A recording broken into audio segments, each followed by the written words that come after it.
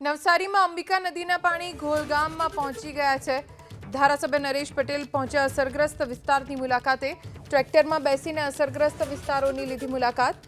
અંબિકા નદીમાં પૂર આવતા ગામ સંપર્ક વિહોણું બન્યું છે। નદી કાંઠે આંબાની વાડીઓમાં પણ પાણી પ્રવેશી ગયા છે અને ઘૂંટણ સુધીના પાણી રસ્તા ઉપર હોવાથી ટ્રેક્ટરની મદદથી ધારાસભ્ય નરેશ પટેલ પહોંચ્યા અસરગ્રસ્ત વિસ્તારોની મુલાકાતે। આજે સવારથી જ તેઓ નવસારીના અલગ અલગ વિસ્તારોમાં જઈને કેવી સ્થિતિ છે તેની સમીક્ષા કરી રહ્યા છે।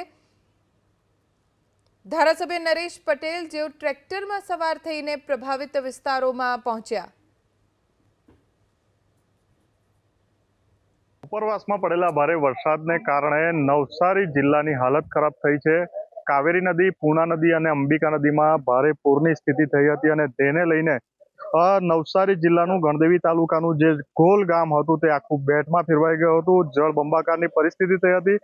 ત્યારે સ્થાનિક ધારાસભ્ય નરેશ પટેલ છે તે ગોલ ગામની મુલાકાતે હાલ આવ્યા છે અને સ્થળનું નિરીક્ષણ કરી રહ્યા છે। આપણી સાથે સીધા નરેશ પટેલ છે, સીધા ચર્ચા કરવાનો પ્રયાસ કરીશું। નરેશભાઈ, કેવો વરસાદ હતો, શું પરિસ્થિતિ હાલ જિલ્લાની? છેલ્લા 3 દિવસથી વરસાદ વધારે છે ડાંગની અંદર। ડાંગ અને મહારાષ્ટ્રની બોર્ડર, આ જે અંબિકા અને પૂર્ણા બે નદી એવી છે કે જે ખૂબ મોટા વિસ્તારમાંથી પાણીનો સંગ્રહ થઈને એ નીચાણમાં આવતું હોય છે। ગઈકાલે જ્યારે તંત્ર દ્વારા ડાંગથી મને માહિતી મળી પાણી વધી રહ્યા છે અને એનો પૂરો અંદાજ મેળવીને અમને ખ્યાલ હતો, એટલે મેં મારા કાર્યકર્તા તંત્રને કહ્યું કે રાત્રે 2 વાગે ભયજનક સપાટી થશે, જેટલાને ખસેડવા હોય એટલાને ખસેડવા માટે કામગીરી શરૂ કરી। કેટલાક લોકો પોતાના ઘરમાં રહ્યા।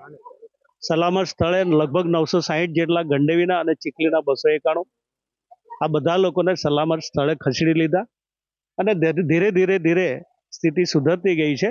પણ તેમ છતાં જે આ ગોલ ગામ છે એ 1000થી પણ વધારે વસ્તી છે। વર્ષોથી અમને અનુભવ છે, પણ તેમ છતાં આ લોકોની સ્થિતિ જ્યારે બગડે છે ત્યારે અમે થોડું સાહસ કરીને મળવાનો પ્રયત્ન કરીએ છીએ અને અમે ટ્રેક્ટર દ્વારા અહીંયા પણ આવ્યા છીએ। જે કંઈક આવનારા દિવસોમાં ખોટું જે કામ કરવાનું છે એ મેં જાતે જોયું છે અને મારા મુખ્યમંત્રી એ ખૂબ દયાળુ અને લાગણીશીલ માણસ છે। હું એમને બિલકુલ વ્યવસ્થિત વાત કરીને જે કંઈ ખૂટતી કડી છે એ ચોક્કસ પૂરી પાડીશું અને મને પૂરો વિશ્વાસ મુખ્યમંત્રી પાસે છે। નરેશભાઈ, ઘરોમાં કોઈના નુકસાન થયું છે અથવા તો કોઈ જાનહાનિની ઘટના છે? જાનહાનિની ફક્ત એક નાંદરખા એ વડીલ હતા, એની અજાણતામાં પગ લપસી ગયો છે, એના કારણે એક જાનહાનિ થઈ છે। એ બોડીની શોધખોળ ચાલુ છે।